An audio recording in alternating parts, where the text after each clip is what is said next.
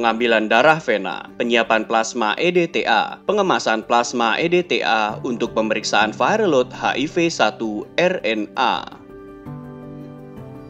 Alat dan bahan yang digunakan: needle, holder, tabung EDTA, tips, alkohol swab, plaster, kasa steril, tourniquet, cryotube, parafilm, label, pipet, formulir pemeriksaan, centrifuge.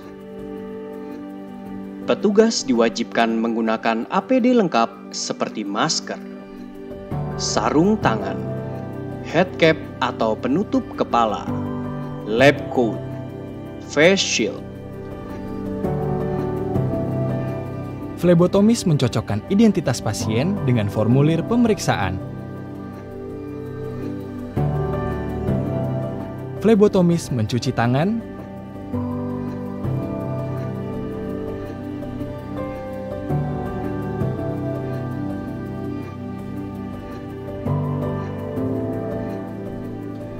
lalu menggunakan sarung tangan.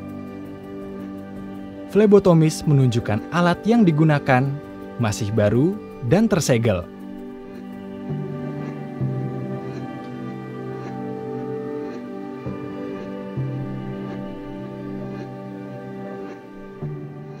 Posisikan lengan pasien dan periksa vena yang akan ditusuk.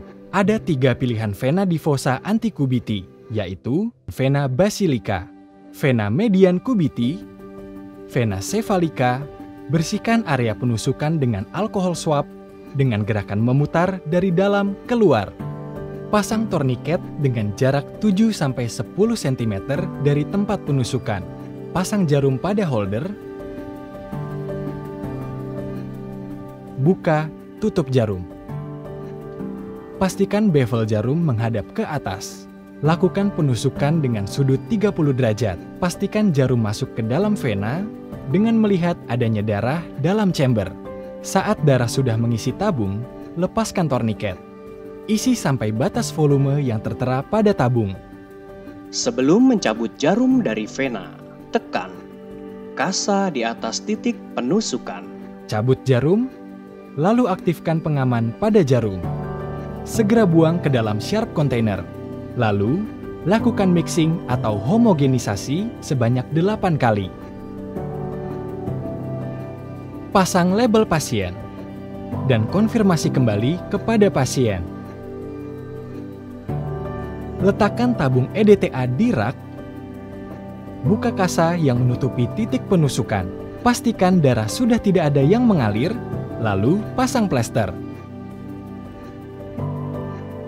Darah yang telah dimasukkan ke dalam tabung EDTA di centrifuge swing model dengan kecepatan 2000 G selama 15 menit. Plasma yang telah terpisah kemudian diambil sebanyak 2,5 ml dan dimasukkan ke dalam 2 buah cryotube tutup ulir.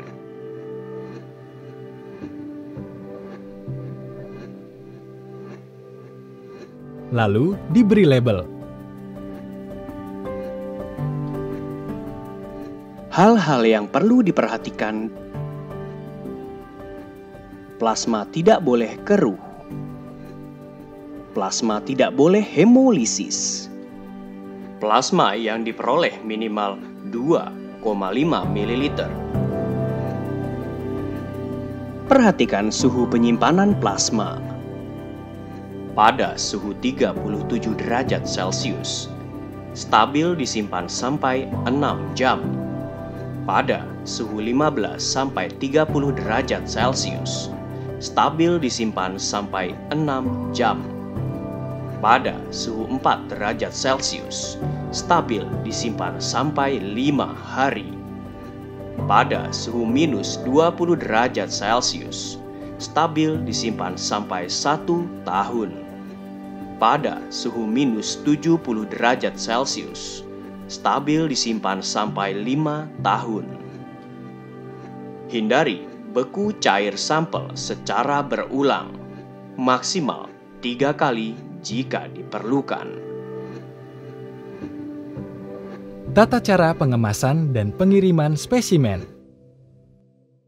Alat dan bahan yang digunakan: plastik ziplock besar, plastik ziplock kecil, lakban, gunting, absorban, ice gel, ice pack, cooler box, plastik, amplop pengiriman.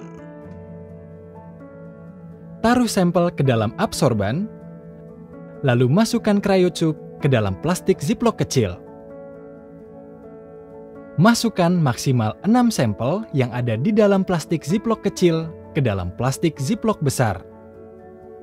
Masukkan formulir pemeriksaan pasien ke dalam amplop, lalu masukkan amplop ke dalam plastik. Masukkan ice pack ke dalam wadah rujukan yang berupa kotak styrofoam atau cool box.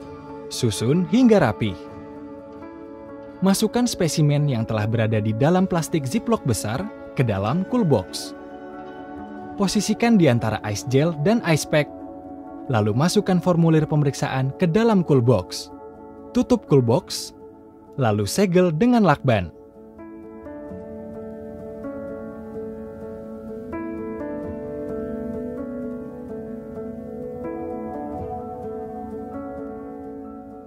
Paket siap dikirimkan ke laboratorium rujukan. Pengiriman spesimen plasma darah. Paket dapat dikirim melalui kurir ekspedisi apapun yang menyediakan jasa pengiriman paket dangerous goods dengan durasi tercepat. Hasil pemeriksaan harus tercatat di dalam aplikasi rekap kohort. Peraturan pengiriman dan pengemasan spesimen plasma darah harus memenuhi standar IATA